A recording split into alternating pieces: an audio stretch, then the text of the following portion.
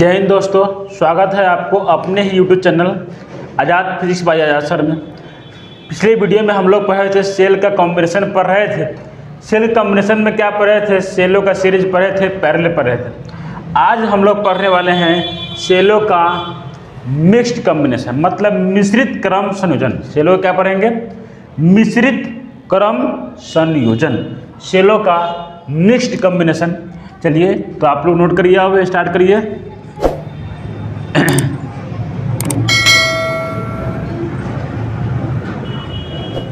Mixed combination of sales, सेलों का मिश्रित क्रम संयोजन, मिक्स्ड कॉम्बिनेशन ऑफ सेल। चलिए तो हम लोग क्या पढ़ेंगे, पहले बनाते हैं सेलों का मिश्रित क्रम संयोजन कैसा होता है। तो पहले समझिए इसको, फिर इसके डिफिनेशन से समझेंगे हम लोग। देखिए कितनी सिंपल सी होती है। मान लीजिए कि ये कोई पॉइंट हुआ, यहाँ से एक सेल यहाँ हुआ, तो बड़ा बड़ा कर देते हैं। एक सेल यहाँ लगा हुआ है, एक सेल यहाँ लगा हुआ है, ठीक। और इसी प्रकार से आगे ये n तक रहेगा। कहाँ तक रहेगा? n सेल तक रहेगा। n सेल, इसे सीरीज बोलते हैं। क्या बोलते हैं? सीरीज बोलते हैं। क्या बोलते हैं इसको? सीरीज। अब प्रत्येक सेल में इंटरनल रेजिस्टेंस लगा रहेगा स्मॉल r लगा रहेगा। अब प्रत्येक सेल में ई आर है, ई आर है, ई आर है, और यहाँ पर ई है। प्रत्येक में एक इंटरनल रेजिस्टेंस लगा हुआ है, प्रत्येक सेल है। ये प्लस होता है, ये माइनस, ये प्लस, ये माइनस, ये प्लस, ये माइनस, ठीक है। ये प्लस, ये माइनस। अब बताइए, ये तो होगा सीरीज में। अब पैरेलल कैसे होता है? पैरेलल होता है इसके नीचे। क्या होता है कि नीचे आमने सामने होगा। चलिए तो यहीं से एक पॉइंट और लेते हैं। एक लाइनिंग ये लीजिए,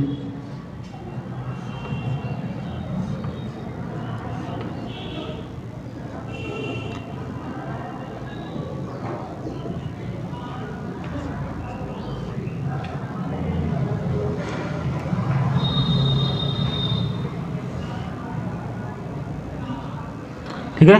यहाँ भी सेल है, ई आर है, ई आर है, ई आर है, ई आर है।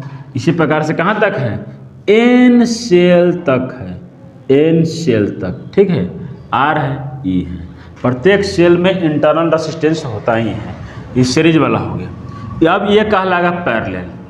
तो पैरेलल में कैसे जाएगा? तो ऐसे देखिए, इस प्रकार से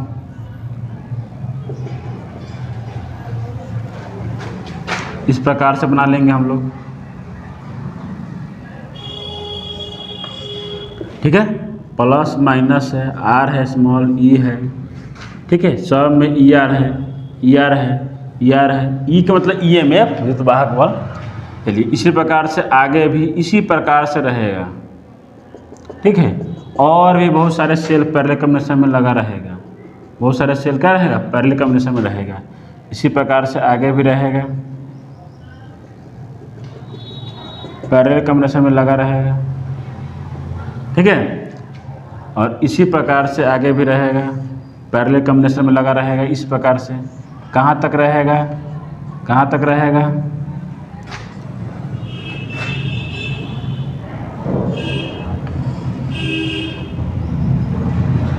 ये एम सेल तक रहेगा। इधर एन, इधर एम सेल तक रहेगा। प्लस माइनस ई आर, ई है, आर है, ठीक है। ई आर है, यहाँ पे ई एम एफ और internal resistance, E M F और इंटरनल रेजिस्टेंस, ठीक है। इसी प्रकार से यहाँ भी प्लस है, माइनस है, प्लस है, माइनस है, प्लस है, माइनस है। सेल है, अलग अलग सेल है, ठीक है। सब इसी प्रकार से है। तो इसे हम लोग कहते हैं मिक्स्ड कॉम्बिनेशन ऑफ सेल। और इसे क्या कहते हैं? कॉम्बिनेशन बना देंगे, एक बाह्य रेजिस्टेंस, एक्सटर्नल रेजिस्टेंस लगा देंगे। ये हो जाएगा कैपिटल आर। ये ए पॉइंट मान लीजिए, ये बी पॉइंट मान लीजिए। यही है आपका मिक्स्ड कॉम्बिनेशन ऑफ सेल। दिखाई दे रहा है? एक सेल यहाँ, दूसरा सेल, तीसरा सेल, इसी प्रकार से एन सेल को श्रेणी में सीरीज में और एम सेल को पैरेलल में। इधर जाएंगे तो सीरीज, इधर आएंगे तो पैरेलल, इधर जाएंगे तो सीरीज, इधर आएंगे तो पैरेलल, इधर देखेंगे तो सीरीज, इधर देखेंगे तो पैरेलल। तो नीचे आ रहा है ये पैरेलल कॉम्बिनेशन कहलाएगा, और ऐसे लगा हुआ है ये सीरीज कॉम्बिनेशन कहलाएगा। मतलब एन सेल को सीरीज में जोड़ दीजिए और एम सेल को पैरेलल में जोड़ दीजिए, तो इसी को कहते हैं mixed combination of cell. Mixed का मतलब क्या हो गया कि सीरीज भी रहेगा और पैरेलल भी रहेगा, सीरीज भी रहेगा और पैरेलल भी रहेगा, जिसे मिक्स्ड कॉम्बिनेशन ऑफ सेल कहते हैं। अब क्या बनाइए डिफिनेशन, देखिए बहुत सिंपल है, लिखिएगा when n cells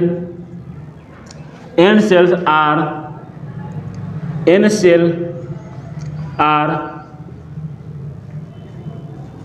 connected in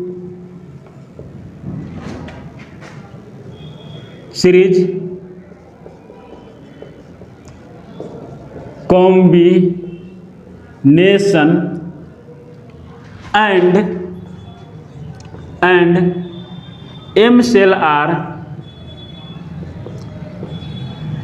M cell are connected in parallel combination। हो गया, n cell are connected in series combination, m cell are connected in parallel combination, then this having, ऐसे लिख देंगे,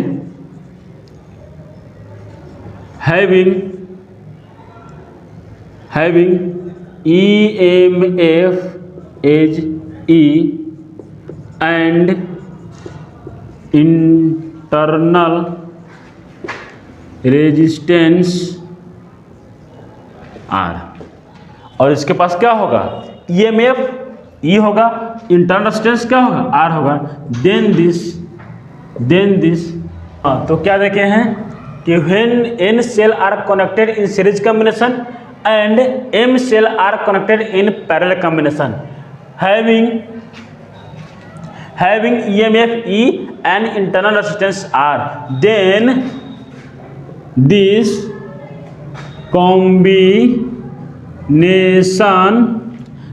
combination are called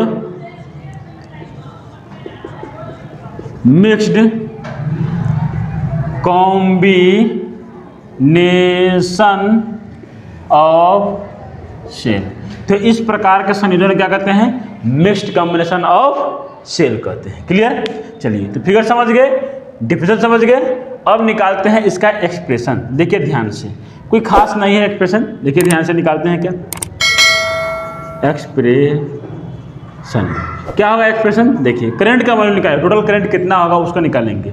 हम लोग देखेंगे क्या, total internal resistance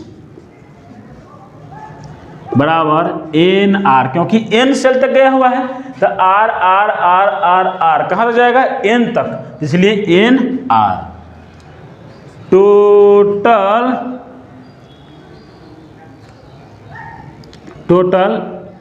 internal resistance पहले लिख देंगे इन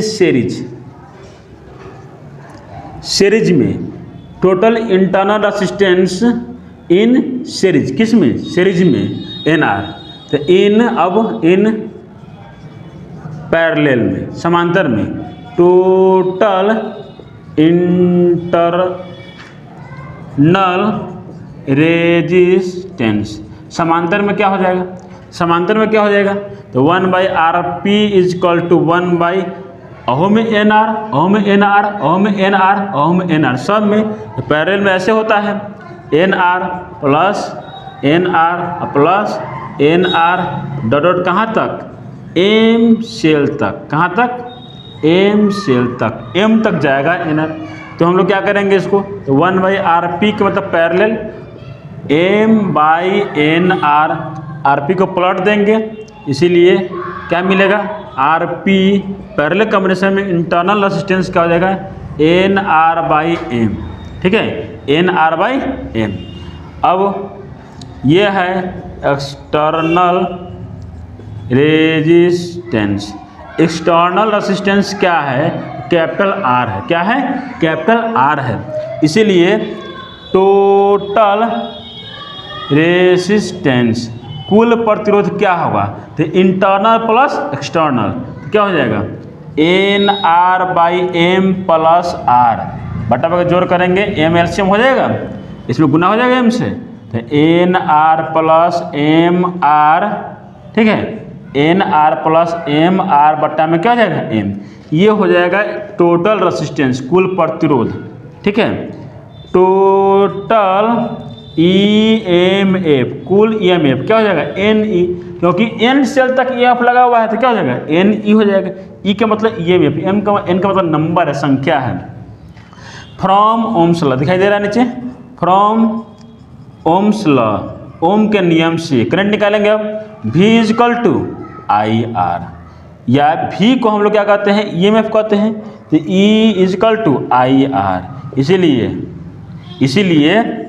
इसीलिए I इजकल टू क्या हो जाएगा? I निकालेंगे यहाँ से, तो E बाई आर। E के मतलब टोटल EMF, R के मतलब टोटल रेसिस्टेंस, क्या हो जाएगा? Total resistance.